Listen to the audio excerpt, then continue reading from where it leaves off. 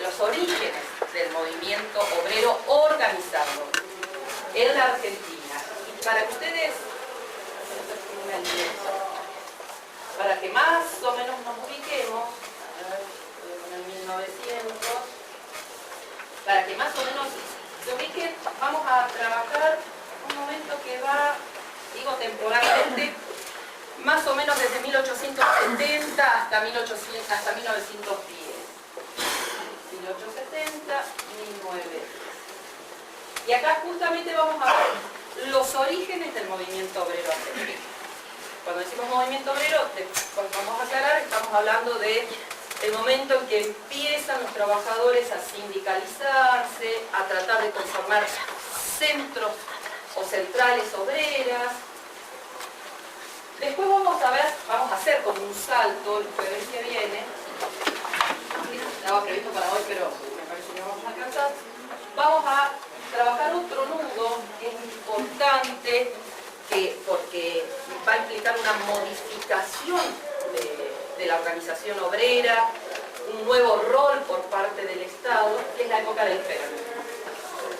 Vamos a trabajar el peronismo, el primer peronismo, y particularmente vamos a trabajar desde 1943 a 1956. Porque, bueno, ese sería el segundo... como el segundo bloque, ¿no? Y un tercer bloque que vamos a trabajar, que es un poquito más amplio en el tiempo, son bloques históricos, pero además son momentos de conformación de la organización o del vínculo entre los sindicatos y el Estado. Y el tercer bloque va a ser la etapa de, bueno, desde la dictadura hasta el menemismo. Porque, bueno, no solo cambia el mundo del trabajo, sino que también las políticas, la dictadura y las políticas menemistas van a ejercer una fuerte influencia sobre la organización de los trabajadores, sobre las centrales obreras. Y esto, para que más o menos para que se ubiquen en el tiempo, pensemos 1976 a 1999. Es decir, dictadura y menemismo. Esto vamos a intentar hacerlo entre el encuentro de hoy y el encuentro del jueves de la semana que viene. Y el tercer encuentro, que me parece que vamos a tener que seguir abordando porque no sé si nos va a alcanzar el tiempo, pero en el tercer encuentro está previsto trabajar puntualmente cuestiones, y sobre todo la historia y recuperar la trayectoria de lo que fue ATE y CTA. Es decir, poder ver cuáles son las características, cuándo surgió, cómo. Con ATE es un sindicato que se conforma en 1925, y después trabajar con CTA, ¿no? Que cuando surge, cómo, que es de la época del menemismo, como desprendimiento de la CGT. Es decir, quedarnos en el último bloque trabajando exclusivamente sobre este sindicato que es ATE y esta central obrera que es CTA. Para esto no voy a ser yo la que va a estar exclusivamente en el tercer encuentro, sino que va a haber compañeros justamente de ATE y de CTA que van a compartir saberes, experiencias. Así que más o menos esta es la propuesta. Vamos a tratar de darle alguna dinámica que implique mirar algunos videos, en algún momento leer documentos de la época, de manera tal que podamos hacer este encuentro, este espacio con dinamismo. Y vuelvo a repetir lo que dije antes. Está abierto para preguntas, para disentir. Yo no soy la que sabe todo, no tengo la verdad. La idea es que la capacitación implique un diálogo, un intercambio. Así que, digamos, que no haya temor a preguntar, a disentir, porque está abierto.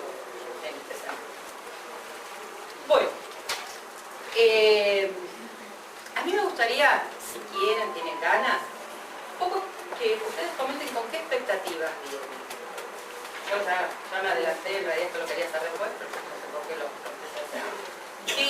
¿Con qué expectativas, qué tienen ganas, qué creen, qué presuponen que va a ser esto? Me decía Sandro que no ha habido demasiadas experiencias en este sentido, entonces por ahí esto es una primera experiencia, o primera o una de las primeras, no sé.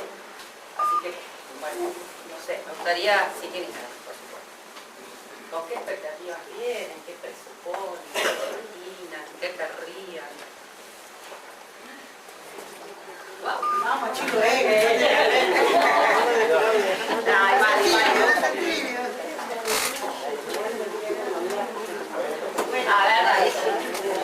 En primer lugar, bueno, agradecerle por el espacio, el tiempo que para nosotros, más allá de que por ahí expectativas más que eran así como miedo, incertidumbre, la mayoría hace tiempo que estamos fuera de estudiar, esto, por ahí volver a empezar, retomar, por ahí yo soy la que por ahí envía mensajes, la mayoría de los compañeros respondían, y estudiar historia, yo no la tengo clara, yo ya me olvidé.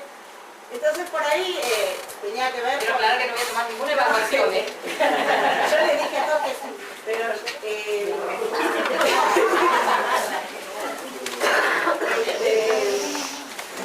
bueno, por ahí hay que tener un pantallazo así en general como para poder arrancar y bueno, después muchos por ahí preguntábamos para qué nos va a servir a nosotros auxiliares de servicio, hablo de los auxiliares de servicio.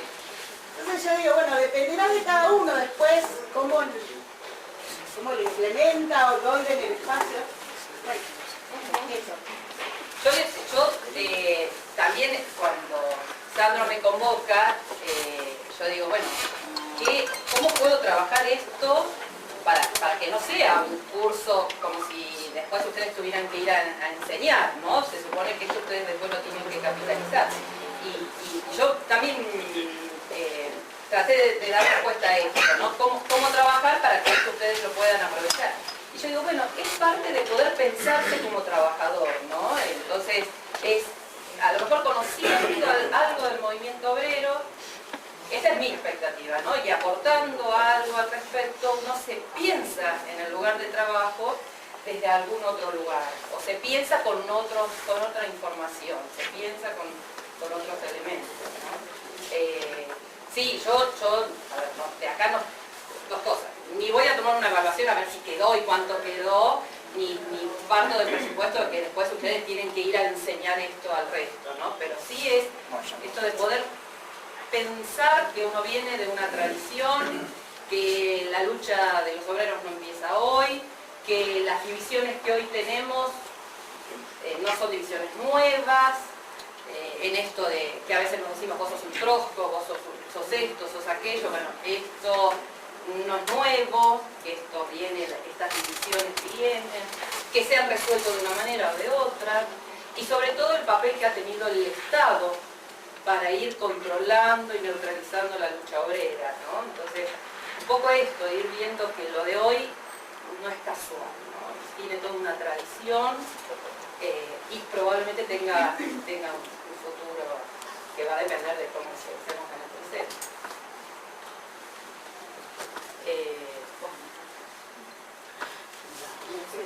Sí, y yo sé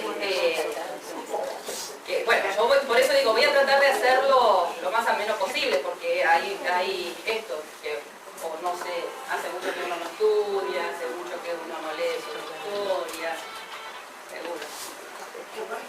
Tiene que ver con la modalidad sectoral, que pertenecemos todos, también tiene que ver con esta cuestión de que nos permita a nosotros como sentirnos trabajadores con derechos, poder entender la realidad de hoy a través de lo que pasó en la historia, entonces de que después esas cosas nos den herramientas a nosotros para podernos defender en nuestro lugar de trabajo, en la calle, en cualquier lugar, defendernos con argumentos de por qué estamos los trabajadores y por qué esta relación de poder con el Estado, que es importantísimo, que ojalá que todos nos llevemos algo positivo de estos encuentros, porque venimos de un sector donde generalmente la idea fue capacitarnos en cómo hacer la leche o en cuestiones de electricidad o plomería y no en esta cuestión de formación que hacen al crecimiento personal de los trabajadores.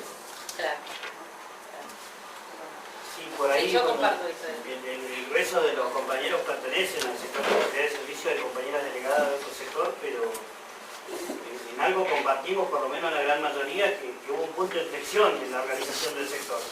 Y que el motor fue la necesidad, digamos, pero también el tema que hay un proceso que uno tiene naturalizado y poder saber los orígenes de lo que costó el tema de organizarse, formar las centrales y demás, de algo que hoy está naturalizado, hoy es tan simple como acercarse, afiliarse y demás, y construir desde ese sentido, pero hay un antecedente de los costos que trajo aparejada la clase obrera en poder organizarse. O sea, arrancamos con esa ventaja, digamos, de que hubo un proceso anterior, que hoy, vuelvo a repetirte, muchos lo hemos naturalizado, pero como sector puntualmente, allá por el año 2004 fue el punto de función de organizarnos, y salir como sector de un sector de los más postergados de la misma.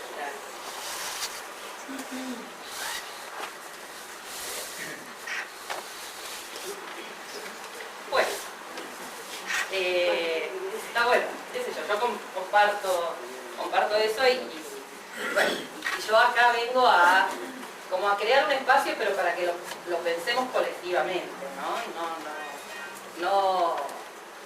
no vengo desde ese lugar que es el que sabe, bueno, lo que decía antes, ¿no? Y que viene a llenar algo como que está vacío. Bueno, empezamos. Cuando ustedes vean que la cosa se pone densa o quieren que hagamos un recreo, me avisan. Yo voy... ¿Cómo? Pero va a ser, en realidad va a ser contraproducente para nosotros mismos, porque acá calculo que no vamos a salir muy bien. Bueno,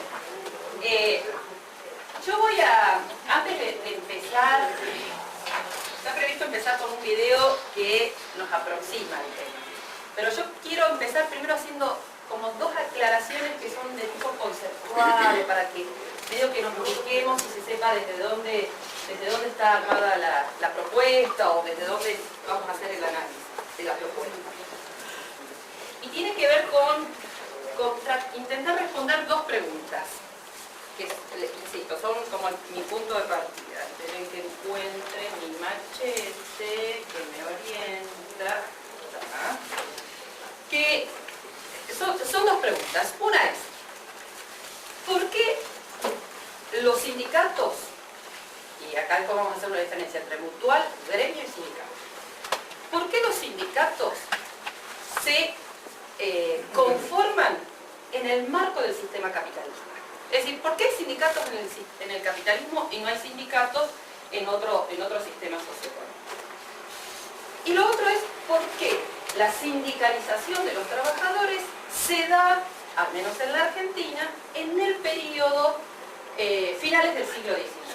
Si vamos a tratar de estas dos preguntitas y como la respuesta a estas preguntas que nos sirvan para poder pensar después del movimiento obrero. ¿De nuevo las preguntas? Sí, por favor.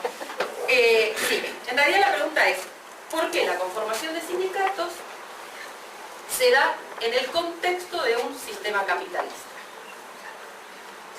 ¿Por qué hay sindicatos en el capitalismo? Y no hay sindicatos en otros sistemas, como puede ser el esclavismo, el feudalismo. Y lo otro es ver, poder aproximar una respuesta a la pregunta de por qué los sindicatos surgen en la Argentina a finales del siglo XIX y no había sindicatos antes, por ejemplo. Entonces, con estas dos preguntitas iniciales, después vamos a arrancar para poder pensar estos tres momentos. Vamos a intentar, de nuevo la segunda, quedan atrasadas. Sí. Los sindicatos surgen en el siglo XIX. ¿Y por qué la conformación de los sindicatos en la Argentina se da hacia finales del siglo XIX? ¿Qué está pasando a finales del siglo XIX que crea las posibilidades y las condiciones para que se formen los sindicatos? O para que el movimiento obrero empiece a organizarse, o se conforme el movimiento obrero y se sindicalice. Empezamos con la primera. Intentamos hacer una aproximación a la primera.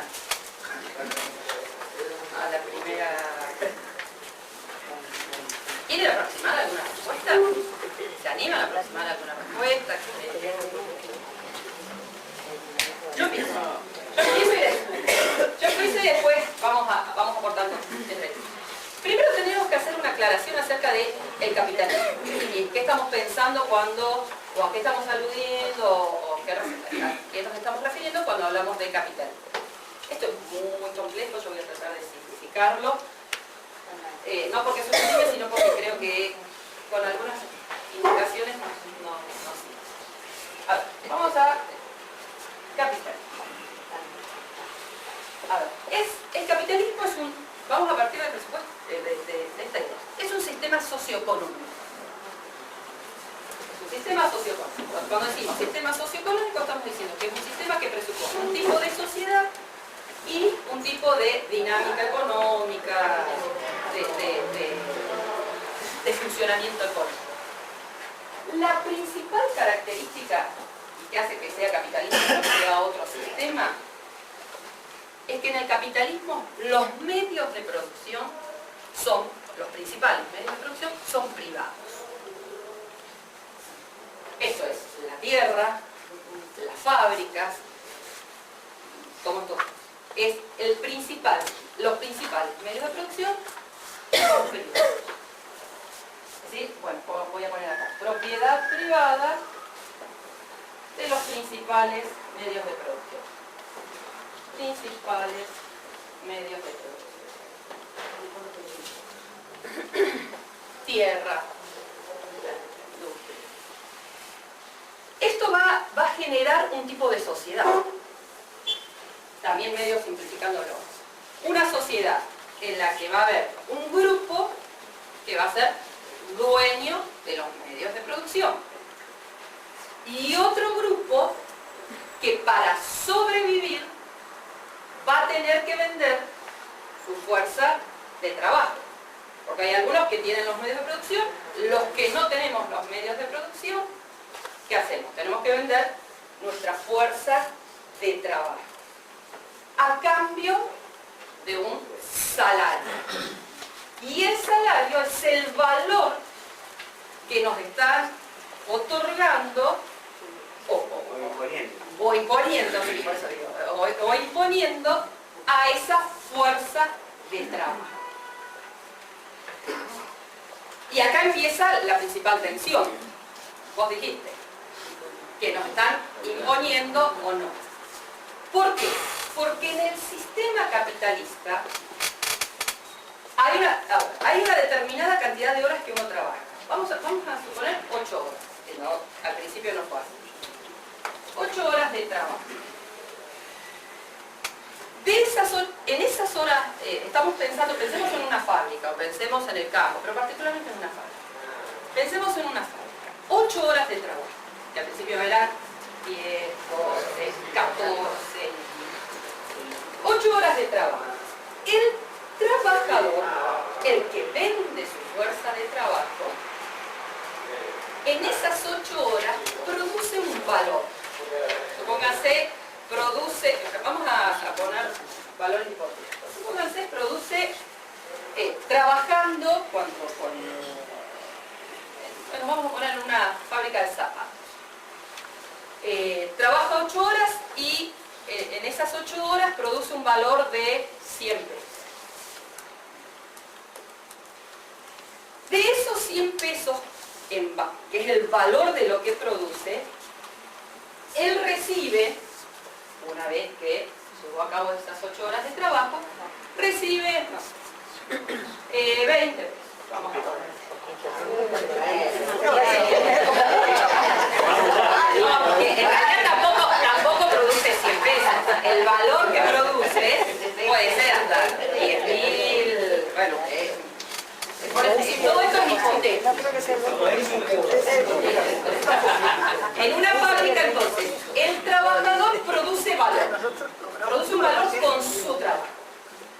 De ese valor que produce, una parte se la va al trabajador porque necesita va al trabajador porque el dueño de los medios de producción le da parte del valor que genera.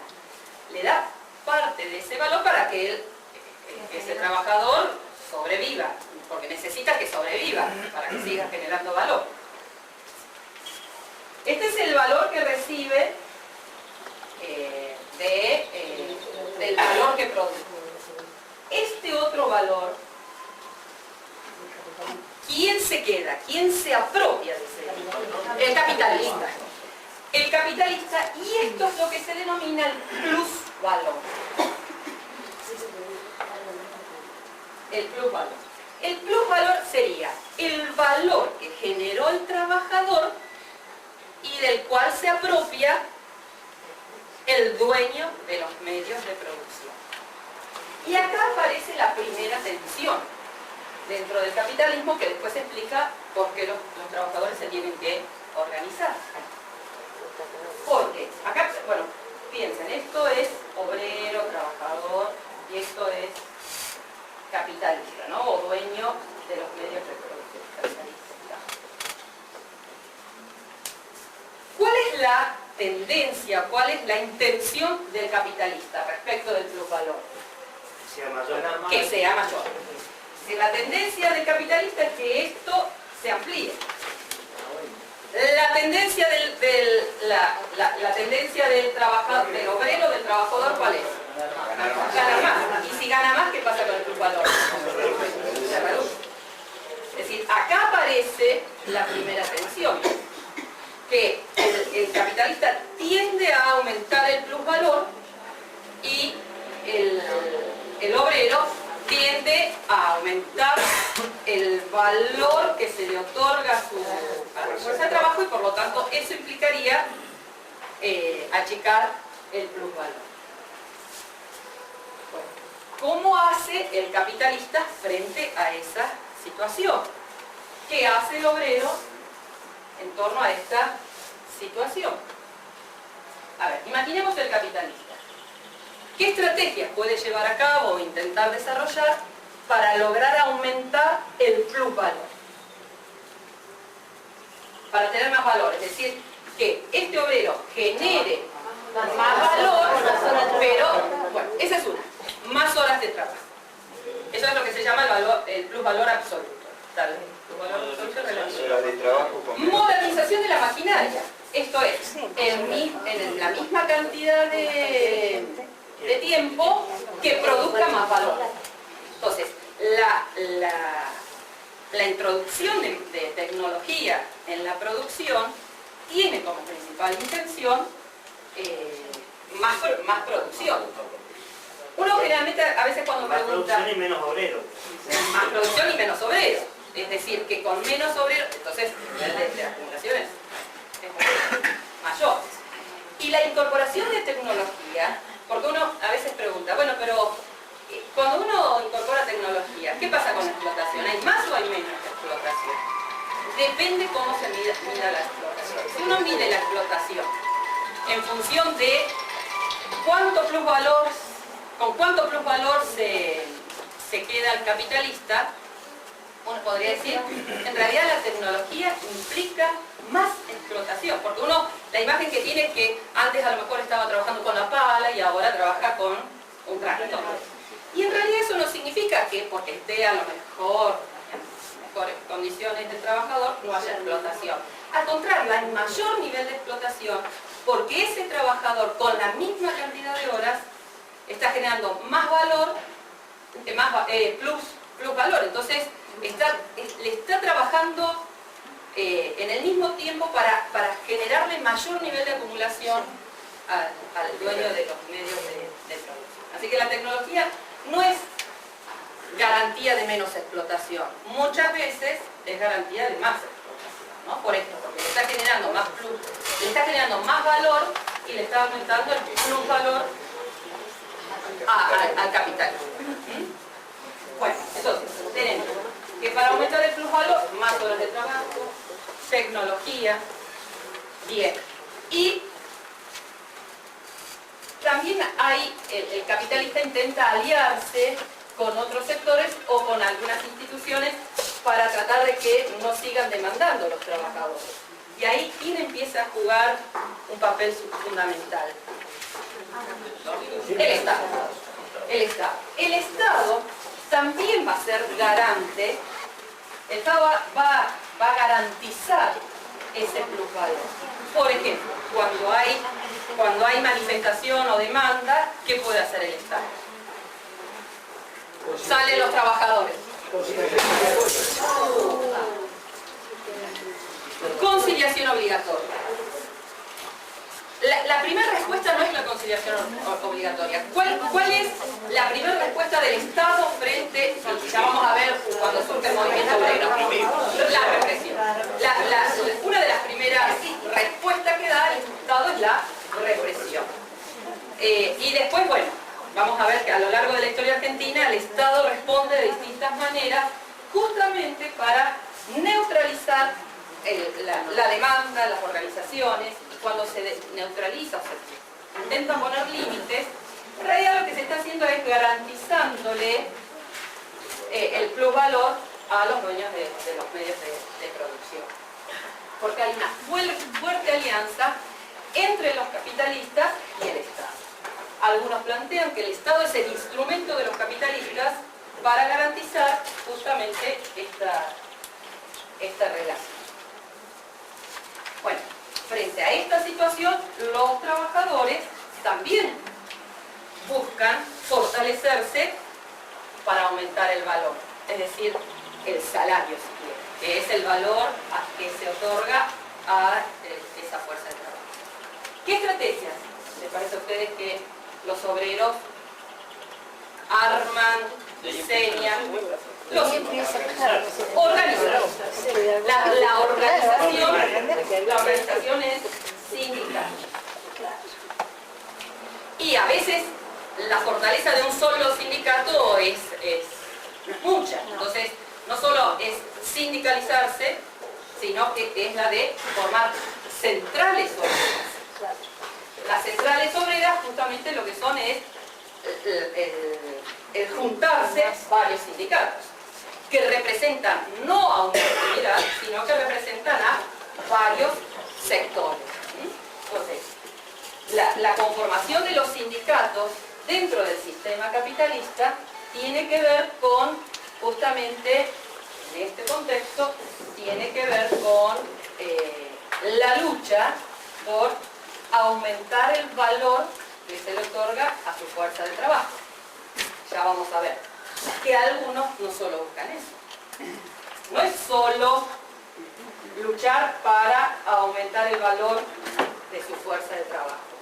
Algunos, ya lo vamos a ver ahora, algunos directamente la pelea la dan para romper con este vínculo. ¿Por qué? Porque algunos dicen, no importa, podemos aumentar, pero sigue habiendo algunos que explotan a otros. Entonces, ¿qué plantean? Este sistema es un sistema que implica la explotación del hombre por el hombre. Bueno, a este sistema que se caracteriza por la apropiación del plusvalor por parte de los capitalistas. Una aclaración antes de avanzar. Hablé de sindicatos y no de gremio. ¿Vieron? Y que se sindicaliza. En esto no hay demasiado acuerdo, pero yo voy a contar en general qué es la bibliografía, los diccionarios de ciencias políticas, qué diferencia hacen entre sindicato, gremio y mutual. A ver. Gremio y mutual. Yo voy a hablar de sindicato y no voy a hablar de, sí, de gremio. Gremio alude a todos los trabajadores que comparten una actividad. Entonces tenemos el gremio de la salud, el gremio de los empleados textiles. Estamos haciendo referencia a todos los trabajadores que comparten una actividad. Cuando hablamos de sindicato, en realidad estamos haciendo referencia a la organización a la institución que asume la representación de esos trabajadores frente a el Estado, frente al patrón. Es decir, que esta es la organización, la institución que representa a los trabajadores frente a alguna demanda, al momento de reclamar, demandar a otros. Entonces, ¿qué puede suceder? Que el sindicato, en cuanto a cantidad de personas, sea menor al gremio. Porque el gremio son todos. Ya por el hecho de estar en esa actividad, yo pertenezco al... Supónganse, yo soy peón rural, soy parte del gremio de los peones rurales. De los peones rurales, sí, ¿por qué? Porque soy parte de esa actividad. Es decir, el gremio alude, acá no estamos hablando de organización, no estamos hablando de voluntad de pertenecer a algo, sino que es por el hecho de estar haciendo esa actividad, soy parte de ese gremio. Ahora, el sindicato tiene que ver con la organización de esos trabajadores, para lo cual yo tengo que expresar mi voluntad de pertenecer a ese sindicato. La organización es la institución, organización e institución que representa a los trabajadores frente a la patronal, frente al Estado. Entonces, si yo no expreso mi voluntad de pertenecer, que lo expreso a través de qué, ¿cómo expreso mi voluntad? Con la afiliación. Entonces, ¿qué puede suceder? Que no todos los trabajadores sean parte del sindicato. ¿O qué puede suceder? Que haya más en los gremios que en los sindicatos, porque no todos están expresando la voluntad de pertenecer al sindicato. Entonces, esa es la diferencia entre gremio y sindicato, que a veces utilizamos indistintamente, pero el gremio son todos los trabajadores, por el hecho de ser y estar haciendo esa actividad. No entiende bien la diferencia. Bueno, bien, pero está bueno, no es decir, acá, por ejemplo, lo llevo acá. Somos de arte, sindicato y gremio, parece que va paralelo. Claro, lo que pasa es que vos sos del gremio de los trabajadores estatales, pero perteneces, sos del gremio por el hecho de estar haciendo determinada actividad. Pero sos del sindicato por el hecho de haber expresado voluntariamente tu intención de ser parte de una organización que es, bueno, en este caso, arte.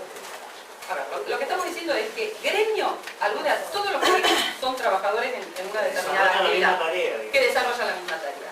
Y sindicato tiene que ver con la institución, alude a la institución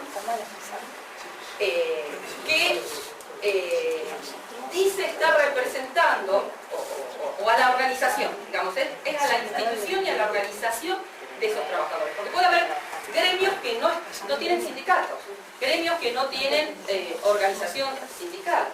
Cuando hablamos de sindicato estamos aludiendo a eso, a la organización, a la institución y a la organización, o en todo caso sería la organización a través de un sindicato de esos trabajadores de ese gremio. ¿No? Lo que pasa es que muchas veces decimos, en lugar de decir que estamos sindicalizados, decimos que estamos agremiados. Claro. Y en realidad, si uno piensa, esto lo puedo decir, pero digo, si uno piensa en esta diferencia entre sindicato y gremio, lo correcto sería decir, estamos sindicalizados. Porque estamos agremiados, sí, podés decir que estamos agremiados, pero estás aludiendo acá, en este sentido. Es decir, soy parte de los trabajadores estatales. Pero no todos los trabajadores estatales están sindicalizados. Claro, porque por ejemplo, entramos al Estado, somos trabajadores estatales. Bien, entonces estás en el gremio. Tenemos un problema y tenemos que afiliarlos a un gremio, a un sindicato. Sería sindicato. Sindicato tenés que afiliarte porque como gremio no existís. Claro. Existir, como gremio existe. El gremio Paralelo termina la podría actividad, ser, digamos. paralelo podría ser con el nuevo gremio docente que se armó en Neuquén. ¿Cómo se llama? UDN. UDN, que es el gremio docente y que en realidad no tiene cuestiones sindicales. ¿Entendés? Me parece que podría ser eso. No, ese es un sindicato. Eso sería un sindicato. A ver, una cosa es... Gremio Es universal, digamos. gremio termina la actividad que realiza. Vos estás en un gremio por el hecho de ser parte de ese grupo de trabajadores. Pero no necesariamente esos trabajadores tienen una organización que los represente frente a determinado, qué sé yo, el Estado, la patronal. Somos todos organizados, no todos. Nadie elige el gremio, sino que determina la actividad que realiza. Entonces, en lo que vos estás diciendo están las dos cosas.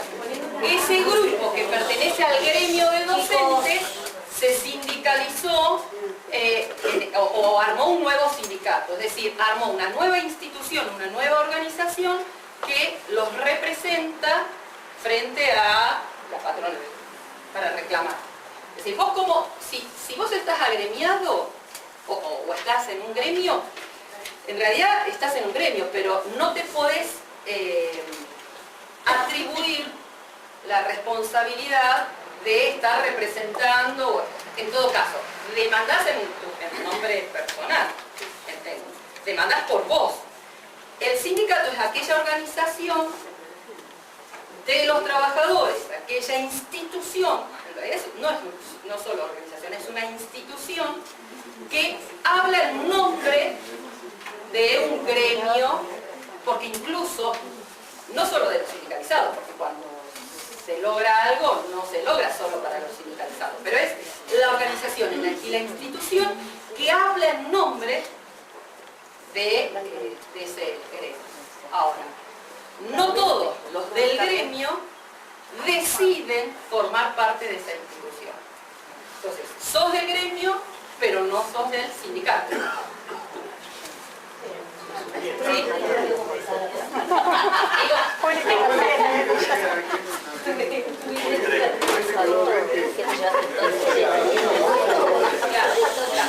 Sí, porque a veces lo que se suele, a partir de lo que vos estás diciendo, lo que a veces suele pasar, por el ejemplo tuyo que acabas de decir, está bueno en ese sentido, es que un mismo gremio puede tener, bueno, ustedes, por ejemplo, los empleados estatales. Los empleados estatales no tienen una única institución, un único sindicato que los represente. Por ejemplo, el de ustedes, un ejemplo es ATE y UPCN. Bueno, no, porque ATE, digo de empleados estatales. Empleados estatales, empleadas, claro. Nosotros somos de otro gremio. Nosotros somos del gremio docente, bueno, tenemos ATE. Y después lo que tenemos es una central de trabajadores que lo que hace es representar a estos que es CTA. O sea, el planteo lo hace en el sentido que del gremio al cual pertenecemos hay afiliación de la sindicato docente. Claro, pero... Perdón.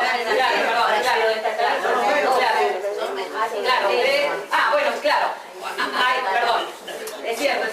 No todos están perteneciendo también a este... Porque acá hay una discusión también... Todo lo que es educación. Claro, todo lo que es educación que presupone todas estas variables. Bien, está bueno. Entonces, sí. La central es la que se encarga de reunir a todos los gremios.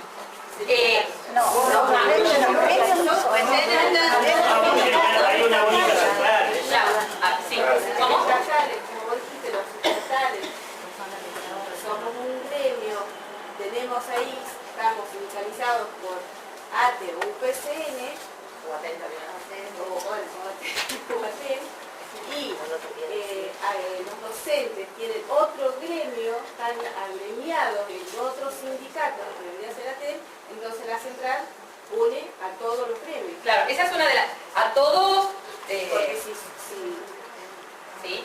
Claro, porque vos dijiste que somos los estatales, somos un gremio, y los docentes son otro gremio. Claro, pero fíjate vos, mira, digo, en este momento hay 5 centrales.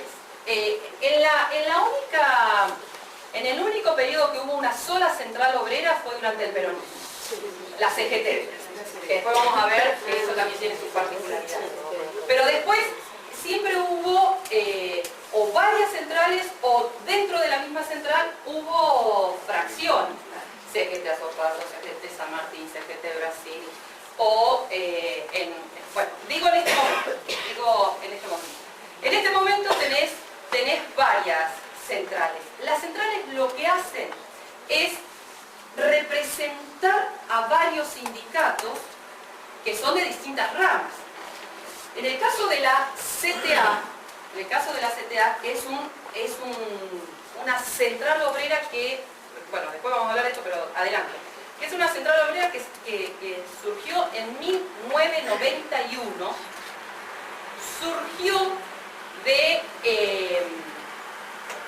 se desprende de la CGT. Se desprende de la CGT porque no acepta a la dirigencia de la CGT, que acepta las reformas menemistas. Es decir, surge en la época de Menem y se va de la CGT, y los que la impulsan, esa nueva CGT, va a ser CETERA, que aglutina a los sindicatos. Es como una central, pero no de los trabajadores, es una central de los trabajadores de la educación. Y ATE, pero UPCN, que es también de los trabajadores del Estado, se queda en la CGT. Entonces, lo que suele pasar es que sindicatos, por ejemplo, esto del gremio, porque yo acá había puesto todo, ATE y UPCN son dos organizaciones, instituciones que representan frente a la patronal a los trabajadores del Estado. Bueno, más antigua esta, ¿no? ¿Qué? ¿UPCN? No, UPCN surgió en 1951. La forma Perón. No, la impulsa Perón. Porque ATE, bueno, yo me voy adelantando. ATE, el origen de ATE en 1925 es anarquista. Es decir, ATE desde sus orígenes se caracterizó por ser un sindicato combativo. Un sindicato que no se casaba con cualquiera. Entonces, para Perón esto era un problema. Para Perón fue un problema. Entonces, ¿qué hace Perón? Crea su propio, o crea un sindicato más adentro, más leal al peronismo. Entonces, ya el origen marca esta tradición. Marca esta tradición de más o menos combativo, más casado con el Estado o con el peronismo. Pero esto tiene que ver con esta tradición.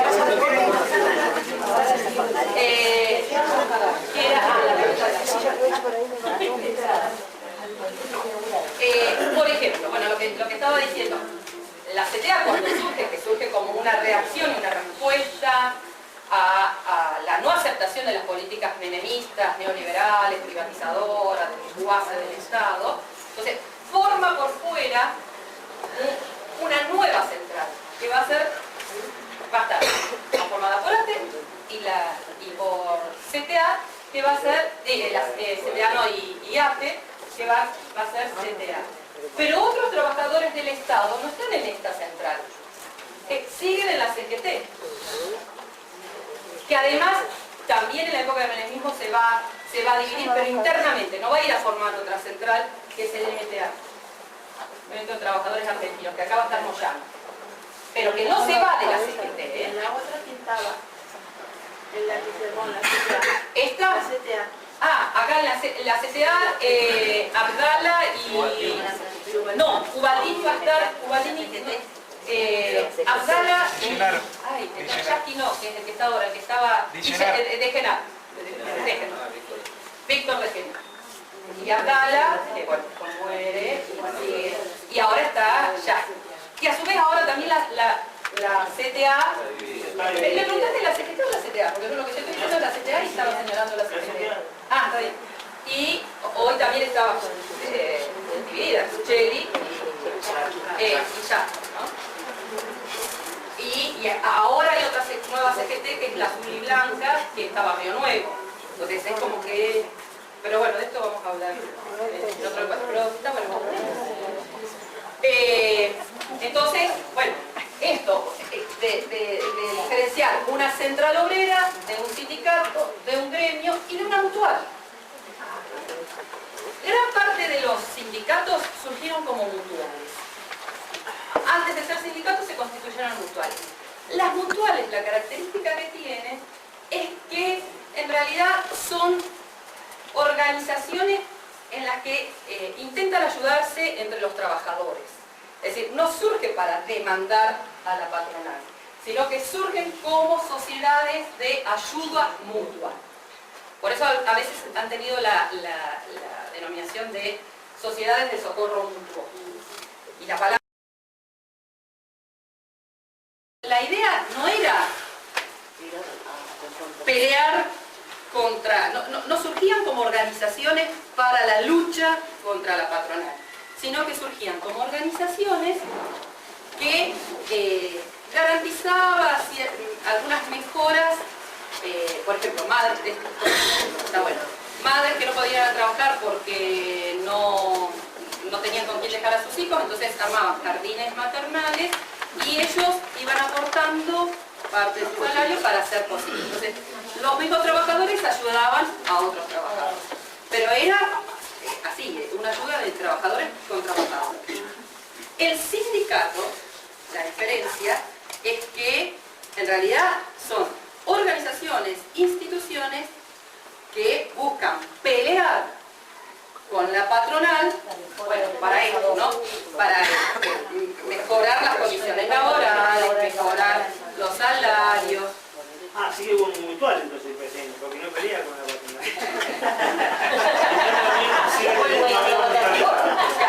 Así como que pelea. Ahí podríamos decir, hay una práctica más mutualista y no una práctica sindical, ¿no? Un sindicato que actúa más como si fuese una mutual que como un sindicato. Está bueno, sí, decía.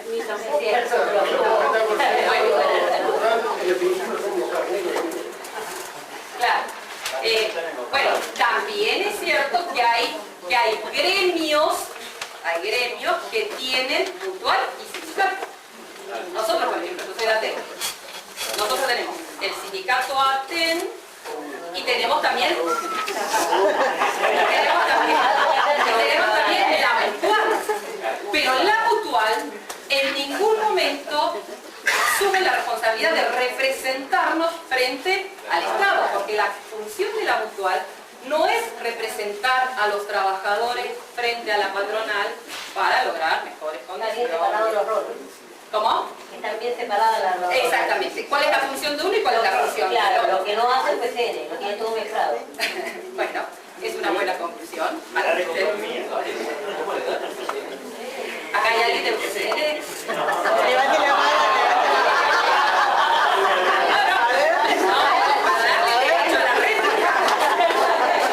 También tiene que tener derecho a réplica.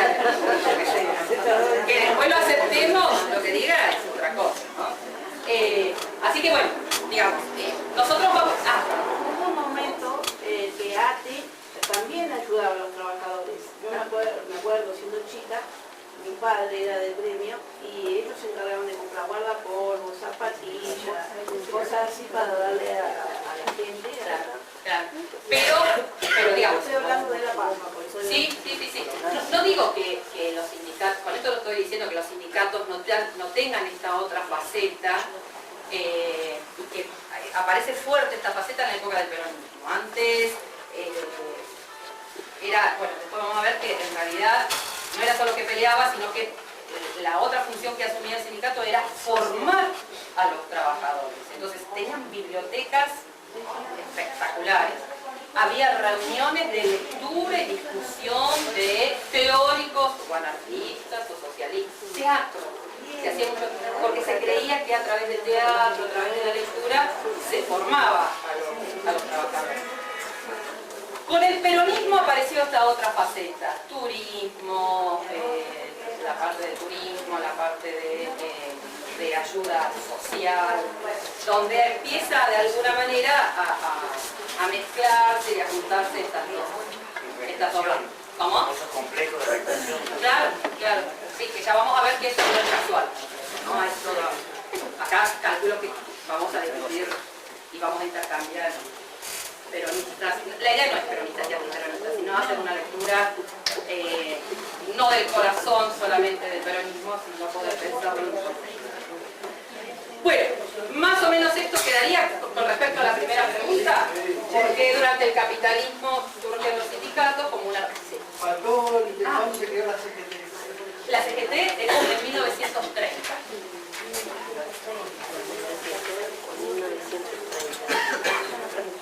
Y antes, que ahora lo vamos a ver dentro de un rato, hubo otras centrales obreras. La primera central obrera va a ser en 1901, que es la mejor. Pero eso no veo. 1903. ATE se creó antes. ATE se creó. Porque y pertenecía a otra central obrera.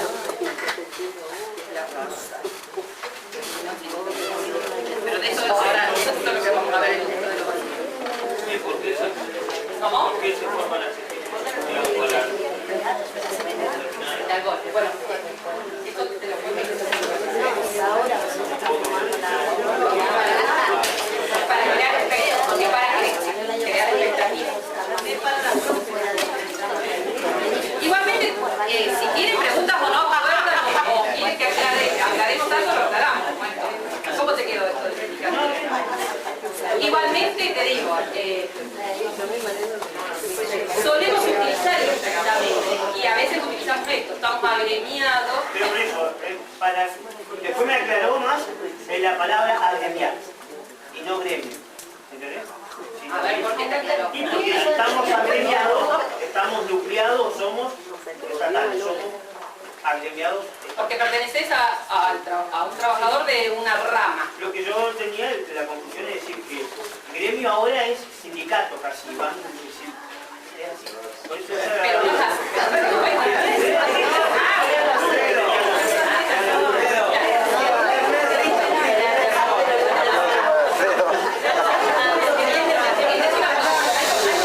Lo trabajan indistintamente.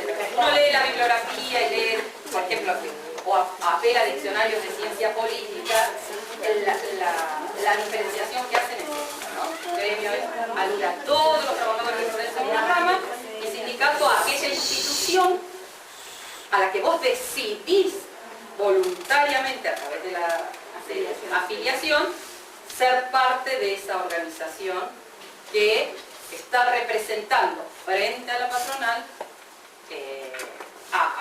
en realidad no representa solo a la sindicato. El sindicato representa al gremio, porque cuando se pide algo, en realidad, y se logra algo, no se logra solo para los sindicalizados, se logra para todo el gremio. Bueno, y la mutual, que no está pensada en esto de una organización para demandar a la patronal, sino de ayuda mutua. Por eso muchas veces se llama así, de socorro. Nos socorremos mutuamente frente a algunas cosas. Estás enfermo, no te pagan, entonces juntemos un poco de plata.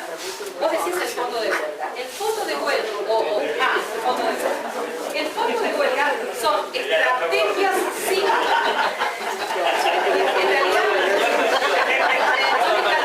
sindicales para garantizar la continuidad de la huelga. Pero está dentro de las prácticas y de las estrategias sindicales. ¿Sí? Bueno, vamos a hacer, no estar muy cansados, pero una cosa muy rápida, ¿no? Vamos a hacer una cosa, vamos a ver primero el video y después respondemos la segunda pregunta, creo que eran dos. ¿Por qué hablamos de sindicatos en el contexto capitalista? Y la otra era ¿por qué los sindicatos en la Argentina surgen hacia finales del siglo XIX? Esa era la segunda pregunta. Esa pregunta la vamos a intentar responder después de mirar un video. Así no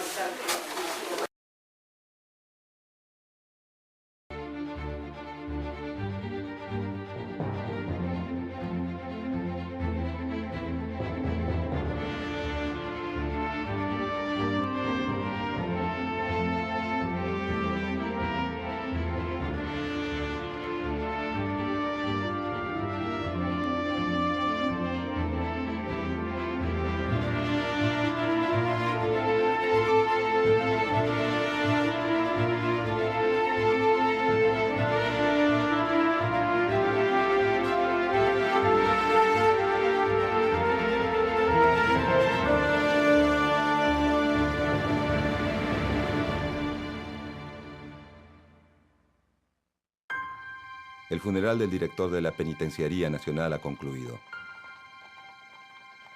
El carruaje que lleva al coronel Ramón Falcón avanza sin apuro por la avenida Quintana. Lo acompaña su secretario privado, Alberto Lartigó. Un joven extranjero se acerca corriendo al carruaje. Lleva un paquete en la mano y lo arroja al interior del vehículo. El atacante, perseguido, corre desesperadamente. Dobla por Avenida Alvear y se detiene en una obra en construcción. Saca un revólver y comienza a correr nuevamente. A la carrera, se dispara un tiro sobre la tetilla derecha y cae redondo sobre la acera. La bomba casera ha caído a los pies de Falcón y Lartigó. Los médicos que atienden a Falcón no ven otra salida que amputarle la pierna izquierda. Pero el jefe de la policía muere a las 2:15 de la tarde. Lartigó aguanta hasta las 8 de la noche. El atacante caído en la calle grita 2 veces seguidas. ¡Viva el anarquismo! ¡Viva el anarquismo! Y les dice a los agentes que lo amenazan. Para cada uno de ustedes tengo una bomba. Varios días después, aunque él solo declara ser ruso y tener 18 años, la policía logra identificarlo. Se trata de Simón Radovisky.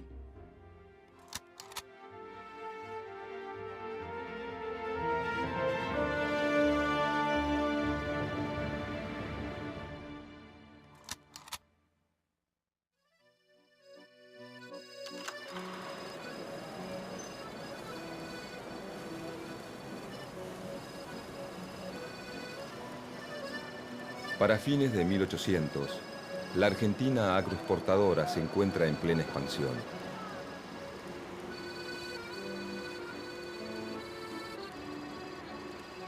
Tanto que necesita mano de obra.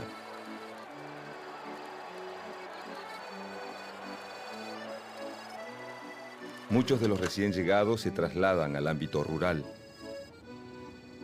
Allí, la variedad de tareas y los frecuentes desplazamientos reducen las posibilidades de asociación. Los incipientes conflictos se resuelven en forma local. Cuando en el campo se requieren menos brazos, la migración comienza a trasladarse al ámbito urbano. Paralelo al desarrollo de las economías agrarias, se van conformando algunas grandes ciudades, Rosario, Buenos Aires, Córdoba, y polos agroindustriales como en Tucumán y Mendoza.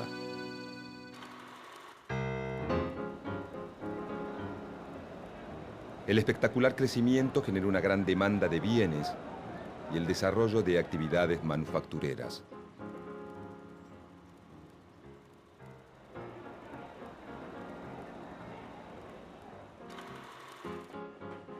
Los ferrocarriles y puertos concentran grandes cantidades de trabajadores. Pero en la próspera Argentina, las condiciones laborales son precarias y las leyes obreras inexistentes.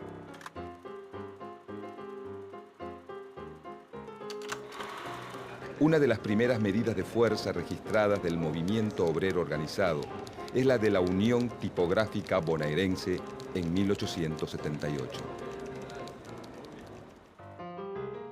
Se resisten a la rebaja de salarios que impone una imprenta y que otras empresas pretenden imitar.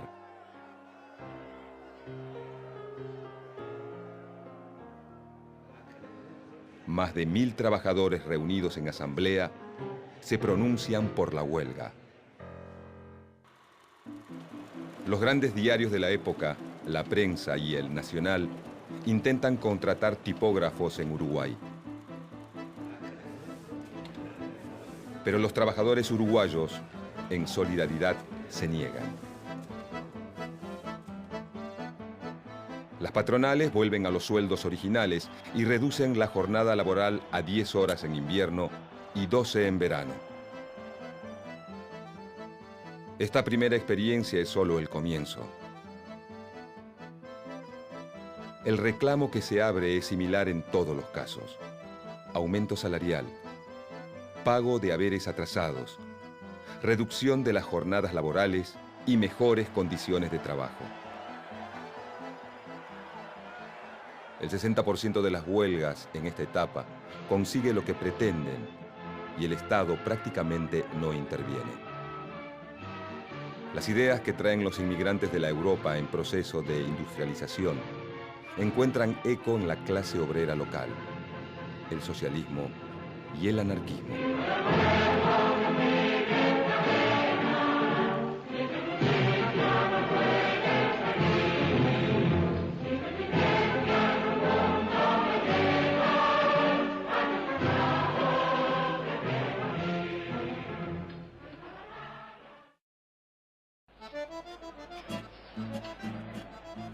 Ante las malas condiciones laborales, los socialistas promueven la acción política de los trabajadores.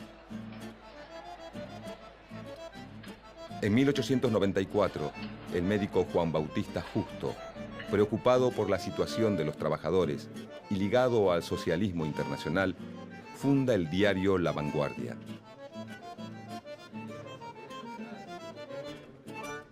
Dos años más tarde, en 1896, organiza el Partido Socialista Obrero Argentino, liderado por profesionales de clase media como Nicolás Repetto, Adolfo Dickmann y Alfredo Palacios, entre otros. El Partido Socialista denuncia vicios en la política, pero acepta las condiciones de competencia electoral y promueve la asociación de los obreros, subordinados a la dirección del partido.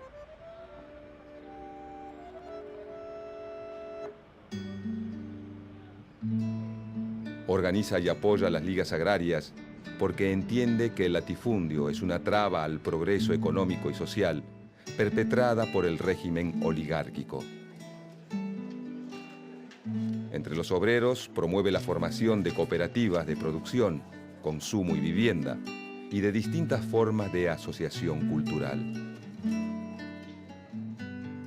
En el campo de la educación, crea la Universidad Popular de Barracas, la Sociedad Luz, bibliotecas populares y escuelas primarias allí donde no existían o eran insuficientes. Juan B. Justo es quien marca la línea ideológica del partido. Es él quien realiza en Argentina la primera traducción al castellano del tomo 1 de El Capital de Carlos Marx. Se inspira además en su acercamiento inicial a la socialdemocracia alemana y en los programas políticos del socialismo francés y belga. El primer diputado socialista de toda América es elegido en 1904 por el barrio de La Boca. Se trata de Alfredo Palacios, que logra unos años después la aprobación en el Parlamento de la Ley de Descanso Semanal. Tanto el socialismo como el anarquismo dan un paso significativo en los reclamos de ampliación de la participación política de las mujeres. Si bien existen militantes feministas y socialistas anteriores, Alicia Moró, la segunda esposa de Justo, se convierte en un ícono de este movimiento. La primera esposa de Justo, Mariana Cherkov, inmigrante de origen ruso, también es una activa militante del partido, junto con sus dos hermanas, Fenia y Adela, casadas con Repetto y Dickmann.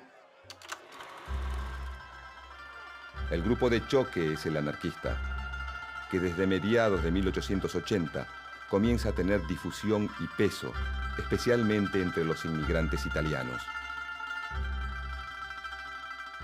Los anarquistas proponen la eliminación de toda forma de opresión, del Estado, de los patrones, de la Iglesia. Algunos promueven la organización sindical y la huelga general revolucionaria, y otros son partidarios de la acción directa, que va del sabotaje individual a la colocación de bombas.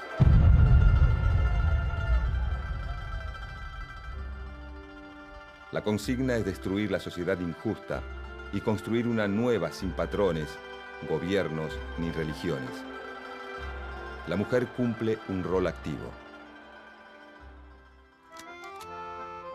En 1897 fundan el periódico La Protesta y logran la creación de los sindicatos de albañiles, cigarreros, carreros, yeseros, ebanistas y marmoleros. Para principios del siglo XX, el movimiento obrero argentino es una realidad.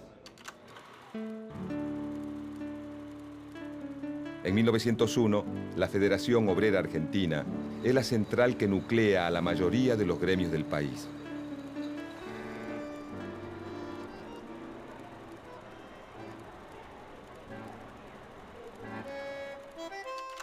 La clase dirigente reacciona.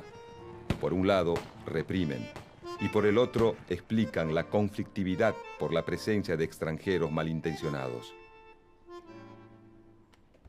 En 1902 se aprueba la Ley de Residencia, que permite expulsar sin juicio previo a extranjeros considerados peligrosos.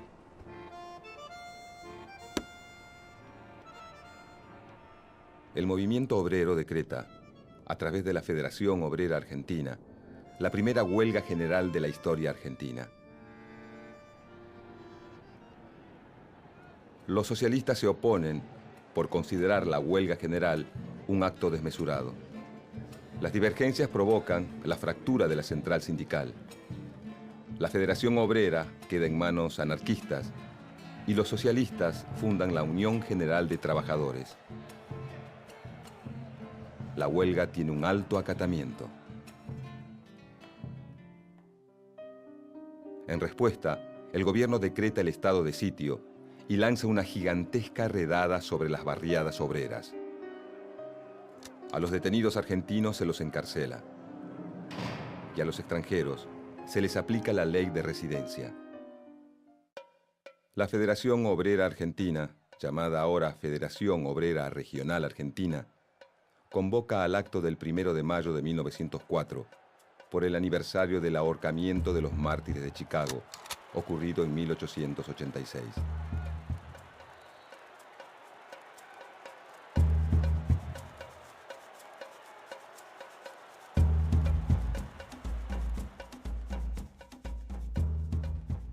A poco de iniciada la marcha, comienza la represión policial que deja un saldo de varios muertos. Las dos centrales sindicales decretan la huelga general y piden el encarcelamiento de los responsables. A pesar del estado de sitio, decretado por el presidente Manuel Quintana, las centrales sindicales deciden conmemorar en forma conjunta un nuevo aniversario del 1 de mayo. El acto se realiza frente al Teatro Colón.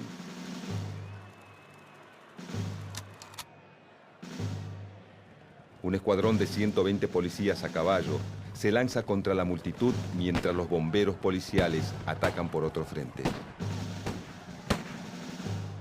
En la Plaza Lavalle quedan 4 muertos, más de 50 heridos y cientos de detenidos.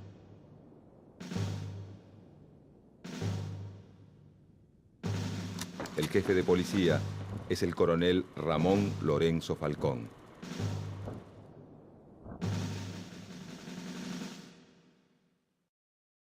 Otro 1 de mayo, esta vez en 1909, son convocados 2 actos obreros. Uno lo organiza la Unión General de Trabajadores de los Socialistas, donde hablará Alfredo Palacios. El otro es de la Federación Obrera Regional Argentina de los Anarquistas, que concentra en Buenos Aires, en la Plaza Loria, para marchar por Avenida de Mayo, Florida hasta Plaza San Martín, y de allí por Paseo de Julio hasta la Plaza Mazzini, hoy conocida como Plaza Roma. En la esquina de Avenida de Mayo y Salta se detiene un coche. Es el coronel Ramón Falcón. Los manifestantes lo reconocen, le gritan. ¡Abajo el coronel Falcón! ¡Fuera los cosacos! ¡Guerra a los burgueses! El tiroteo se desata. Media hora de enfrentamientos. Quedan 8 obreros muertos y 105 heridos. La mayoría españoles, italianos y rusos. Entre los rusos Simón Radovísky es testigo de la masacre. Los locales de tendencia anarquista son clausurados. Las centrales obreras y sindicatos declaran la huelga general por tiempo indeterminado. Piden la renuncia de Falcón. 60.000 personas acompañan los restos de los caídos al cementerio de la Chacarita. La huelga tiene éxito parcial y finalmente se acuerda la libertad de los presos por causa de la huelga y la reapertura de los locales obreros. El presidente Figueroa Alcorta felicita al coronel Falcón en la Casa Rosada. Falcón va a renunciar el 12 de octubre de 1910, cuando yo termine mi periodo presidencial. Pero el coronel Ramón Falcón no será testigo de los fastos del centenario. El 14 de noviembre de 1909, luego de asistir al funeral del director de la Penitenciaría Nacional, el carruaje que lleva al jefe de la policía es interceptado por un sobreviviente de la represión del 1 de mayo. Simón Radovísky arroja una bomba al carruaje que lleva a Ramón Falcón. Tras el atentado, Figueroa Alcorta decreta el estado de sitio. Detiene a dirigentes obreros y les prohíbe a los diarios revelar cualquier información sobre Radovísky o actividades anarquistas.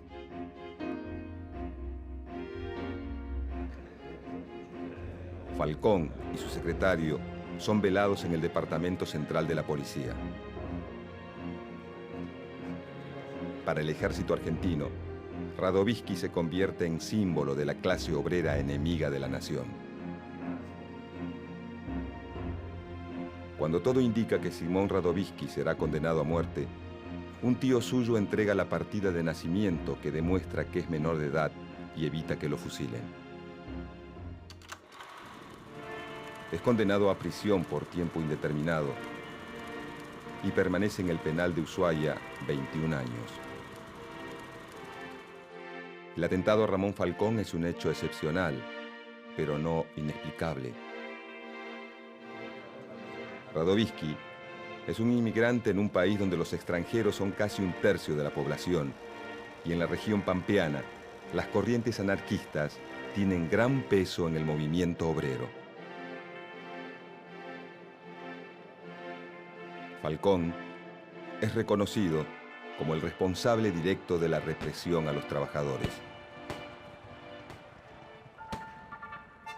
El traslado de las tensiones sociales del campo a la ciudad, la experiencia de trabajo de los obreros y obreras urbanos, el crecimiento de las ideas anarquistas y la alta conflictividad de la primera década del siglo XX permiten entender un poco más el suceso.